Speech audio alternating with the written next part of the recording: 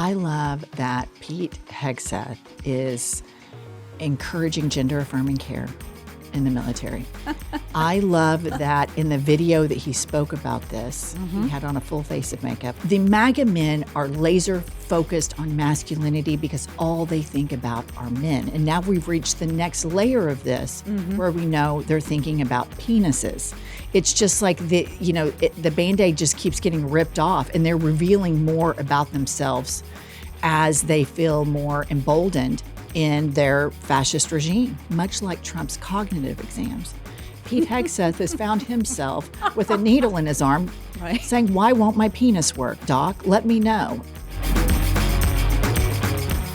I'm Joanna Coles, this is The Daily Beast, and we have a new feature to the podcast which I want to tell you about immediately. We have a phone number, finally, for you to leave your voice messages and your questions for me or Michael Wolff or David Rothkopf or Jen Welch. Any of our regular guests, leave us a comment, leave us a question, and we may raise it on The Daily Beast. Here is the number, 929-274-3577. That's 929-274-3577. You can leave us a comment, you can leave us a question, and we will play them on the show.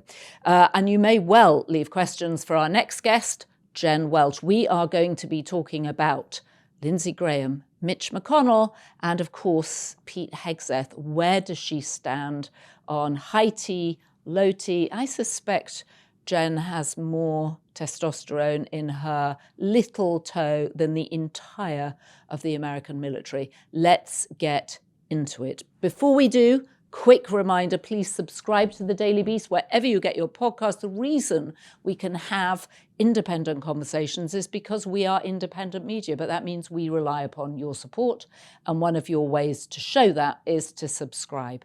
So now, finally, let's get into it with Jen Welch.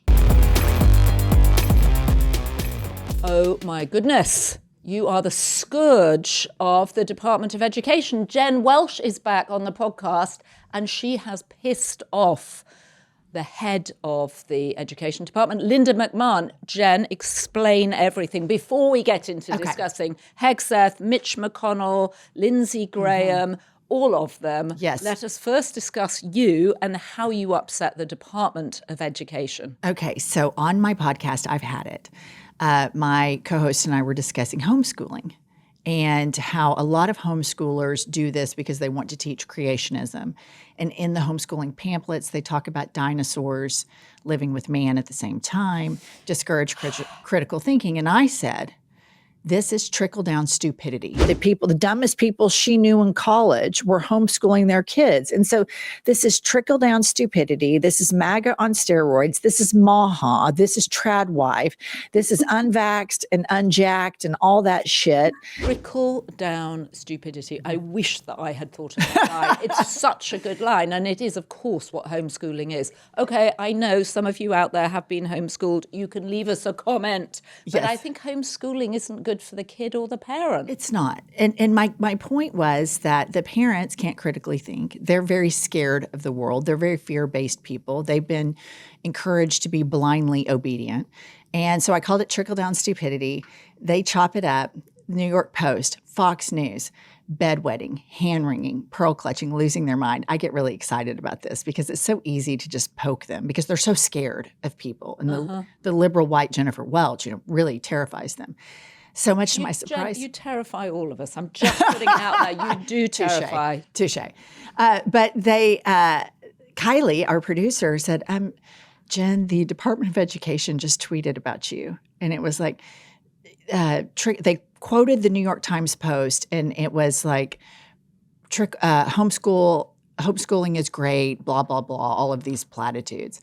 Meanwhile, it's important to note that, of course, they piled onto this because part of the fascist project is Christian nationalism. And Christian nationalism, an antidote to that is education.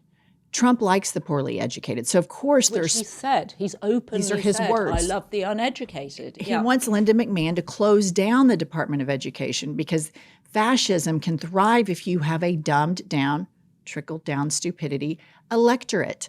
And so, of course, they've clamored onto this. Did you just do that? Trickle down Stupidity. This could be a meme. This could be a gesture that we all start doing. Trickle down incompetence. Yeah. You can say it with so many things. Yes, you can. Mm-hmm. So where are we now? Has someone come to you and asked you to start a school? I would send my children to the Jen Welch School of Life, the Jen Welch School of Life. Glenn Beck just posted on Instagram that he would like Pumps and me to debate a 15-year-old homeschooler on his show. I hope you said yes. No, of course I'm not going to do it. I mean, a 15-year-old homeschooler, because as a mother, like this 15-year-old has been wildly indoctrinated, probably thinks that the earth is 5,000 years old. And here's the thing. And they probably live with a dinosaur. Pterodactyl. Yeah. And I don't want to intellectually bully a child. Now, Glenn Beck, I would love to intellectually bully, but so you should do a debate with Glenn Beck about it. Glenn, if you're watching, the challenge is laid down. In person. Possibly naked, not naked. I don't know that there's a bottle of vodka big enough that would entice me to see Glenn Beck naked. All right, so unitards then. Unitards for everybody. But I do think a debate. I mean, actually, it was the thing that Charlie Kirk said he loved to do, right? Debate. You know, take me on and we'll argue it out, although he had pretty extreme positions too. So where does this end, Jen? I mean, the news cycle will run amok new tomorrow. They will be scared, terrified of somebody else. You know, these are the people that are scared of Jimmy Kimmel, Stephen Colbert, drag queens, books, Jennifer Welch, podcasters. These people live in a constant state of heightened fear. So while I am scaring them today, fret not. Tomorrow, some new scary person will come out and scare the shit out of them tomorrow, and then they'll just repeat the hysteria all over again. And that's what life is like inside the MAGA cult. Okay, so side note, as we are both the mother of two sons, Two right? sons, yeah. Two sons. Could you imagine anything worse than homeschooling them? No, I couldn't. And I don't think they could imagine anything worse. Right. I know the idea of my two sons being trapped with me for 15 years as I was distractedly trying to teach them math, geography, all the things. What a disaster that would be. A complete disaster. And I don't know about you, but when my kids sometimes they're like, hey, Mom, can you help me with my homework? And I'd sit down, it was like algebra, and I'm like, straining. Like, I don't remember this. It's been years. No. I remember my best friend's husband used to be on homework duty from time to time. And she said it was always a disaster because he would just end up shouting at them, why don't you understand? Why can't you do this? And it's some of us are not born to teach. Exactly. We're not born to teach. But the MAGA movement also has weaponized all of this against teachers who are wonderful people who are underpaid. Mm-hmm. And they have made teachers out to be a boogeyman. And so they are encouraging this homeschooling. And so that's why they have just completely latched on to what I said, because it is a mirror. It is a mirror up to how stupid their plans are for the Department of Education. Okay, well, we've got off to a flying start with Jen Welch, a flying start. Okay, so you know my next question, obviously, is testosterone. I suspect you have more testosterone in your little finger than the entire of the American military. What do you think of Hegseth's decision, our Secretary of Forever Wars, that there should be compulsory testing for testosterone in the military? I love this. I love that Pete Hegseth is encouraging gender-affirming care in the military. I love that in the video that he spoke about this, he had on a full face of makeup with multiple camera angles. Why was he doing that thing where he looked into the middle distance? I thought that was very strange because he starts by looking directly at you. And then there's suddenly a shot where he's talking over you and you're like, where have you gone? I immediately noticed that as well. This is an unserious person. We don't have to look that far into Freud's teachings to understand and deduce what's happening here. The MAGA men are laser focused on masculinity because all they think about are men. And now we've reached the next layer of this where we know they're thinking about penises. It's just like the Band-Aid just keeps getting ripped off, and they're revealing more about themselves as they feel more emboldened in their fascist regime. So what is it about, though, the quest for more testosterone? Because I don't think they have much. I think this is the governing of low T people. People that have high testosterone, number one, probably don't even know it because they've never had to test it. The fact that he's thinking about this tells me, much like Trump's cognitive exams, Pete Hegseth has found himself with a needle in his arm saying, why won't my penis work, doc? Let me know. And then oh, buddy, you've got low T. You need testosterone injections. I think when the history books are written about all of this and all the tell-all memoirs after you know who kicks the bucket, it's going to be revealed that all of these broken men have caused a ripple effect by their uniting and to try to keep their secrets, covered up when I think we know a lot of them are in the closet. A lot of them are probably bisexual. So you have experience with addiction. Pete Hegseth has had problems with alcohol. He left his 2 jobs running veterans affairs organizations with accusations by whistleblowers and by former colleagues that he was intoxicated on the job. When he went through his hearings, he promised that he would not be drinking on the job. Do you think this is another aspect of his issue with substances? Absolutely. I don't think he's ever received treatment. My husband, as you mentioned, is in recovery. And people that are in recovery, it requires rigorous honesty, which precludes any addict currently in the Trump regime that may be in active addiction. It precludes them from seeking treatment because the number one rule is you have to be rigorously honest and you can't have secrets. The whole Trump regime is about secrets and lies. So, of course, he's either not sober or he is a raging dry drunk. This is not a person in recovery. This is not a person who's gone through therapy. We may remember that he was accused of sexually assaulting a woman, paid her hush money. His mother wrote him a letter begging him to stop assaulting women and treating women like shit. Yeah, she said, you are an abuser of women. Yes. And I think that a lot of the problems with these men are the secrets they keep. And in Pete Hegseth's world, he is a really crazy Christian. And you've probably heard his pastor talk about women not having the right to vote and all of this stuff. And Pete Hegseth probably tries to solve his problems by saying, Jesus, please forgive me. And this is where Trumpism and Christian nationalism completely dovetail. Trump has been able to commit all of these crimes and do unethical things, and the public has forgiven him without any accountability. Well, that's what evangelical Christianity promotes, forgiveness without accountability. Okay, so let me ask you something, because looking at the Washington Post Ipsos poll last week, the only real people now full-throatedly supporting Trump are Catholics, Roman Catholics, and white evangelicals. Where does someone like Lindsey Graham fit in that mix? Right. So again, it goes to the secrets.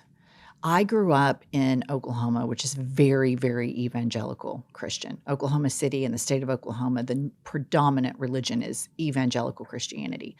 And these people, my mother would always say, my mother, lifelong atheist, 83 years old, she'd always say. How did she even end up in that mix? How did you end up in Oklahoma? What was your family doing there? We're from Dallas originally, and then my dad bought some businesses and we moved to Oklahoma. Okay. And so she would always say, well, Jennifer, the bigger the Christian, the bigger the secret. And it was always true. My friends that were recruiting me the most, that were like, you've got to go get saved, that were just like manic about it.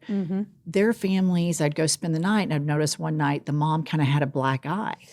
And I would say, Heather, why does your mom have a black eye? She's like, my dad and mom got in a fight the other night. Well, it turns out her dad was banging the secretary. And mom found out, confronts him, he roughs her up. But these were the people that told me that my family was going to burn in hell forever because we didn't go to the church that they went through. So how do they atone for that? Jesus, please forgive me. I screwed my secretary and I punched my wife. Poof, you're forgiven. Who does that sound like? Trump. Starts an insurrection, all of the things, Supreme Court. You have immunity. Poof.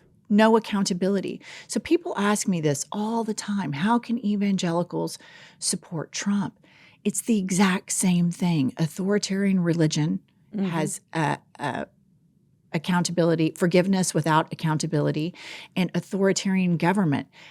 They both require blind obedience and picking up the rug, sweeping things under, and putting them out. He does seem to be using the military as his own personal trainer. I mean, you see him pushing sleds. He's always doing weights. He's doing pull-ups. He's attempting to do pull-ups. Have you seen them? Well, it makes the case for low T. Right, but have you seen him trying to do the bench pressing and the pull-ups? I could do better than he could do. Okay, well, that Glenn Beck should challenge the two of you two. Yeah. Pete Hegseth versus Jennifer Welch. I'll do it. I'll take it. And then RFK Jr. should be the referee. He should adjudicate. He's actually pretty fit. I have to give credit where credit is due. His top half is pretty high. I haven't seen the bottom half. I'll just never get over. He and Kid Rock climbing in that bathtub, drinking milk together. That was some weird shit. So weird. And that thing where he's on his bicycle in the sauna. So weird. So strange. And then he's out with Dr. Oz climbing up things, and then Dr. Oz gets stuck. They're so weird. It's very, very odd. But I think that Pete Hegseth has transferred his passion for alcohol to a passion for exercise, which is why he's always working out with the troops. He's pushing his sled. I just think that now he's getting into high tea, low tea, whatever the tea it is. Michael Wolff says that this is Pete Hegseth's throwing his hat in the ring to be president in 2028. That he realizes that J.D. Vance and Marco Rubio have got a head start. J.D. Vance was out doing Joe Rogan last week. Yeah. He was doing everything with his book. And Pete Hegseth is, whoa, what's happening? And Marco's running Venezuela. He's national security advisor. He's Secretary of State. And Pete Hegseth is, this war isn't going very well. And what? I called myself the Secretary of War. He should have stuck with defense. Now he's Secretary for Ever Wars. So this is him saying, hey, over here, free tea injections for the brosphere. Thoughts? Do you think that this might be plausible? Yes, because I think most of the men in the MAGA movement they feel 10 foot tall and bulletproof. And I think that they like dunking on things. They know that they have failed forward and that life has come at them too easily. And so, of course, Pete Hegseth, who is breathtakingly incompetent, who is an impulsive thinker, an impulsive actor. Of course he thinks he would have the hubris and the arrogance and the delusion of grandeur to think that he could be president of the United States. So yeah, I can buy into that. I hope he does run. I hope he runs too. I hope he runs because we all need some fun. We need some entertainment. Yeah, I want him to run. I want him to run too. Okay, good. All right. So we'll be behind him. And also I always think he looks like an American Girl doll. He does. His little pocket chief. He and does. His little socks and his stars and stripes accessories. I think there could be a whole line. American doll. Yes. American boy doll. This is... Joanna and I are endorsing on the Republican ticket for 2028. We are. Pete Hegseth. Pete Hegseth. Yep. Our American doll boy. Yep. Perfect. Okay, so Mitch McConnell, dead or alive? I'm sorry, but... Oh, that's such a good response. I think we've got a situation where we have a veggie boy propped up. I think his brain is cooked. This is such bad taste. I know it is, but you know what? But I don't care because Mitch McConnell I intend to treat Mitch McConnell the way he treated the American electorate, the way he has treated American women, the way he has treated our Constitution. So yes, I'm going to bask in the bad taste of bashing Mitch McConnell because women in my home state don't have a right to abortion and are dying because of Mitch McConnell. And we could go on and on about all the horrible things that he's done. But am I sad that he's in the hospital at 80? God only knows how much. I mean, I feel like we've been watching this man die for 5 years. Every time. It's clear he's not been well. Would you, if you were his wife, and that is a scenario I'm struggling to imagine. I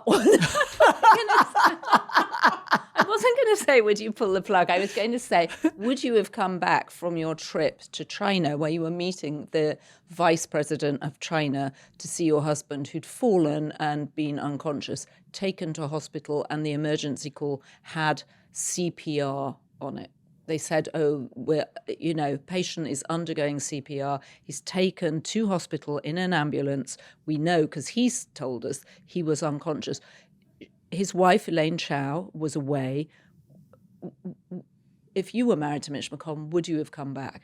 I know that's a hypothetical. If I was married to Mitch McConnell, would I come back? No. Okay. If my current husband, CPR, I would immediately get back. Wild horses couldn't keep me from getting to his side. But if I was married to Mitch McConnell, no, I'd Elaine Chao it. You'd Elaine Chao it. It's a new verb, isn't it? It Elaine is. Chao it. Yeah. Okay, fair. So you think he's in... Are you with Laura Loomer on this, that he's in a persistent vegetative state? Why do you have to put me in such... That is diabolical. Okay, diabolical company. She's I kind of am. insisting. I kind of am with her. I kind of am on this issue. I am finding myself in strange bedfellows with Laura Loomer. I do not think that this man is of sound mind. The photograph that he took from an American hospital, as though he were a hostage of Al-Qaeda or ISIS, is breathtaking. And clutching the newspaper. Clutching the newspaper and trying to smile. I'm calling bullshit on all of it. And I think Andy Beshear needs to grow a pair and do what Mitch McConnell would do and call the election. Just start it. McConnell would definitely He would definitely do He it. would definitely do and that. then let Mitch McConnell come out and say, no, I'm here. I'm completely fine. What are y'all doing? This is crazy. Why has nobody put Mitch McConnell on just a 10-second video to reassure people that Because he's in a vegetative state. His chief of staff, his main advisor, gets paid $250,000. He hasn't figured out how to actually reassure people that Mitch is still compos mentis. Right. This is serious. He is a United States senator. How many people on both sides of the aisle, whether it's RBG or what was the lady in California? Dianne Feinstein. Or What about Kay Donald Granger? Trump. Kay Granger, congresswoman in Texas, who it turned out had moved into a residential care home Exactly. for Alzheimer's and was still congresswoman. Exactly. And this is just, the Senate is ours. The Senate is the people's. And this club of crusty old senators have made it theirs. And we need to demand the way Mitch McConnell would demand. I mean, he had power and he wielded it even when he was the minority leader of the Senate. And I think that Andy Beshear needs to man up and call the election right now. Do it. Andy Beshear probably needs to call Pete Hegseth and get a shot. Get a shot of high tea, Courtesy of courtesy of the U.S. military. Do you think that this is a good moment for Andy Beshear? I mean, what would Gavin Newsom be doing if this was happening in California? I think we would see him. Gavin makes bold moves. I mean, that's one thing that he does. He likes to be provocative towards Trump. I think it could really be a game changer for Andy Beshear. I interviewed him in person once in Oklahoma, and he's like straight out of Central Casting. He's a Southerner, choir boy, nice, progressive on a lot of issues. Good looking. Really good looking. I mean, and you can just tell he's like a good person. Like he came in, I was like, he's just a good person. For him to show the kind of cojones to do something like this, I think it would put him right up there in the talk for 2028. Right. Because the electorate is craving people that fight. We want our politicians to fight for us the way MAGA is fighting to tear everything down, the way MAGA is fighting to plunder. We want our politicians to fight for us. And I think if Andy were to do this, it could be a seismic shift in his political future. But if he were to do that, does that put him at odds with Republican state that has voted for him. And of course, his father was governor too, right? So in a sense, does he end up, he's got to kind of straddle a line in terms of, I think a lot of his voters are actually normally Republican, or people who voted for Mitch McConnell have also voted for Andy Beshear. I think that now is not a time to straddle. Either fight fascism or don't. But the straddlers are the silent people that are capitulating. And so I'm tired of the straddlers. I would rather sit down with somebody that's batshit crazy MAGA than a moderate right now. Wow. Yeah, I would. Wow. Because right now, in the face of what we're seeing, it is either you're going to fight this with everything you can, or you're going to fight for it. I had a professor on the podcast yesterday, and he was like, I'm just in the middle. And I'm like, in the middle of fascism? What does that look like? What does it mean to be in the middle of this? And I think we need to be clear-eyed with our full chest that we oppose this. We oppose the crime syndicate that is planted in the executive branch right now. So where are you on Todd Blanche? He's a compulsive liar. He is a pedophile protector. He is a criminal enabler. He goes in to his hearings with 2 active bar complaints. That's never happened. I mean, everybody's like, oh, we're living in unprecedented times. I'm like, I really want precedented times. My husband was on my podcast earlier, and he said, I never thought I'd say this, but give me back Jeff Sessions. That's how low the bar is. Right, and Jeff Sessions, yet another of Trump's people who worked slavishly for him, recused himself over Russia, as we all remember, and of course has never really gotten back on his feet after that. No, and that's the price. That's why all of these men will debase themselves to Trump. And you know what it is? I've just figured the whole thing out. You know how the trad wife movement is popping off all over the place? All of these MAGA men, Little Moses Mike Johnson, Pete Hegseth, Marco Rubio, Ted Cruz, all of them could put on a master class on how to be a trad wife. We are governed by submissive men that are trad wives to Donald Trump. Donald Trump's cabinet is actually a trad wife cabinet. It's a trad wife cabinet. Trad wife cabinet. They are. That is a reality. They are so submissive. And he finds them boring because he falls asleep in his own cabinet meetings. If everybody agrees with you all the time, it's a snooze fest. It's a snooze fest. Okay. All right, helipad. Will you be flying your helicopter to the new helipad on the South Lawn? Of course. Of course. When I take my helicopter, I'll... I think there's a helicopter in your future, Jen, the way that you're going. So I still can't help thinking it should be Jen Welch for Senate. Come on, Jen. You've got to find a safe seat We've somewhere. gone over this, Joanna. I know, I would but rather I'm never earn gonna my give money up. on my back than be a politician. I'd rather it just be cleaner, more defined, less nuanced. Yeah. No, I think that the reflecting pool, all of the gold medallions, I know you probably saw the crazy glue that was on Trump's desk the other day. Right. All of these things we can dive down and talk about. But I decided I don't give a shit about any of these things. I don't care about the East Wing. I don't care about the ballroom. I don't care about the arch. I don't care about the reflecting pool. I don't care about the helipad. We can fix all of that. We can fix every single bit of that. He is turning upside down the rule of law. He is appointing people that met with Ghislaine Maxwell privately and told her, look, I'll move you and here's a pardon. This is what I'm deducing from this. I don't know if this is true or not. This is just my hypothesis. And when it's politically convenient, I'll roll it out for you. Just keep your mouth shut. Don't say anything else to the Wall Street Journal. Do you think she'll be pardoned as Trump leaves office, assuming she can't be pardoned before then? Yes. Do you think that Trump actually has won the Epstein files? No. They're pesky. They just don't ever completely go away, do they? We think, oh, they kind of ebb and flow.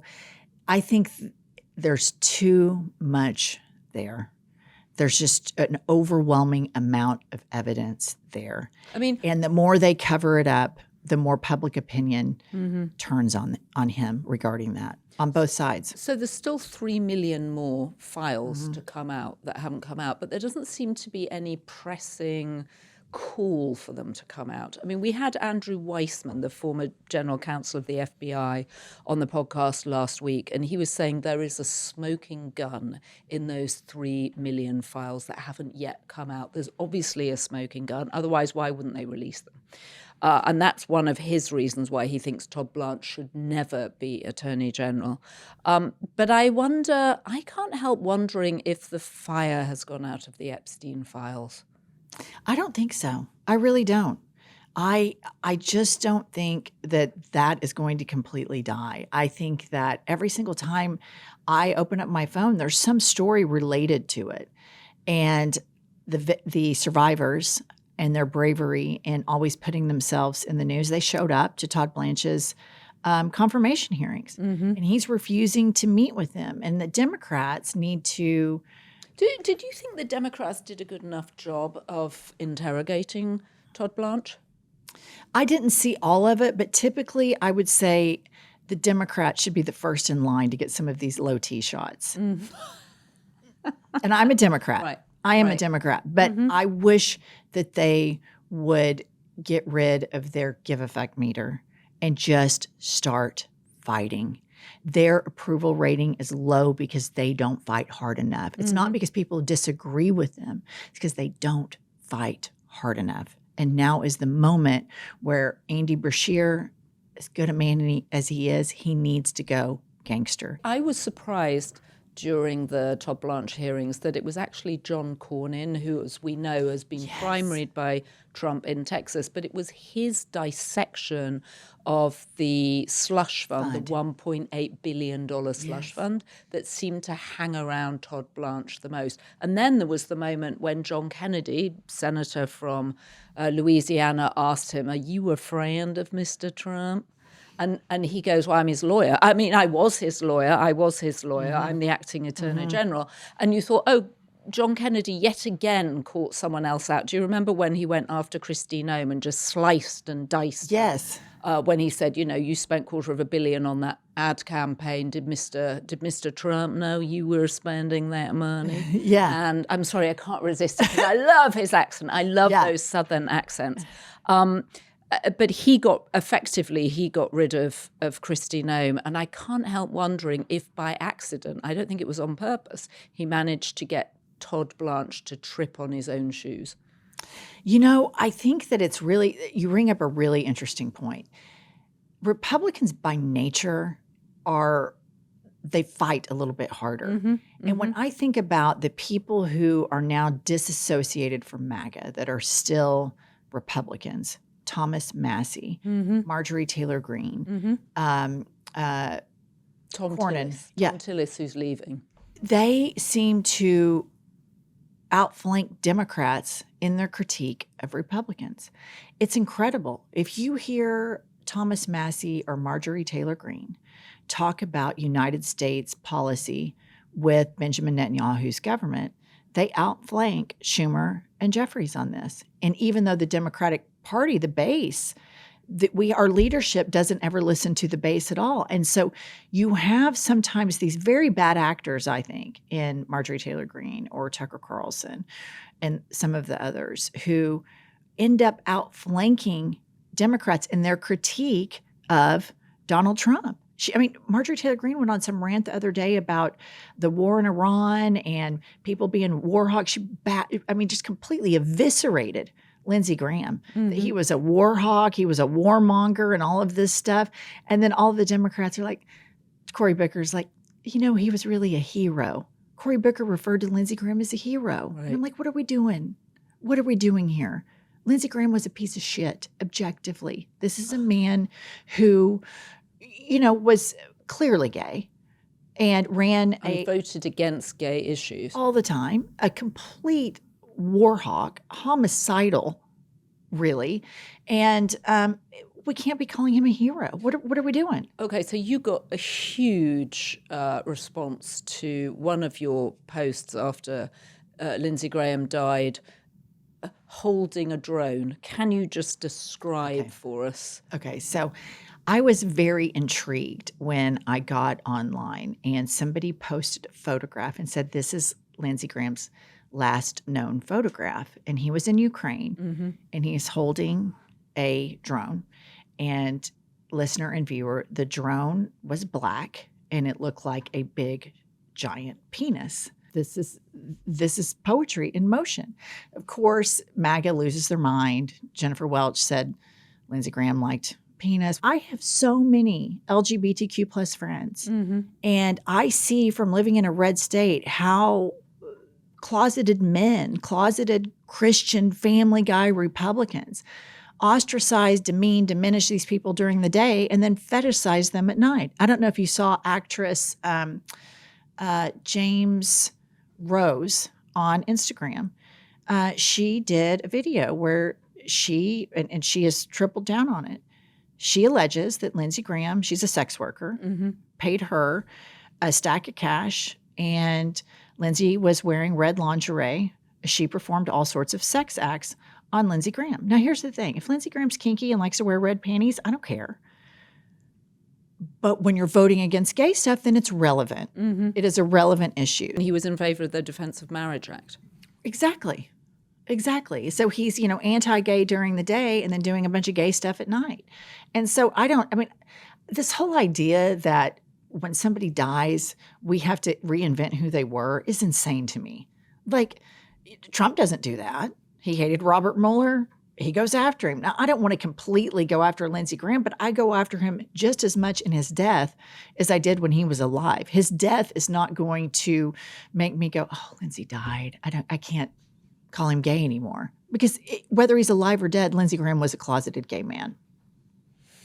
Jen Welch, it's always good to see you. It is always good to see you. And you're about to go off on holiday. So I'm so glad we got squeezed onto your schedule. I knew I had to. I knew we had to reunite. We did. We did have to reunite. Jen Welch, thank you so much for coming into the studio. And I want to see you the minute you get back from Italy. Of course. It will happen. Excellent. Thank you. Is there anything that Jen Welch doesn't have a strident opinion on? It's why I love talking to her, because she's got such sort of lateral ideas and funny phrases, from trickle-down stupidity to her fascination with how difficult it is to be gay in the evangelical community. And of course, they form Donald Trump's base. Anyway, I love having her on. She'll be back again soon, the moment she gets back from her Italian holiday. If you have been, thank you for joining us. Don't forget to subscribe to the podcast. Don't forget to call our new phone number, 929-274-3577.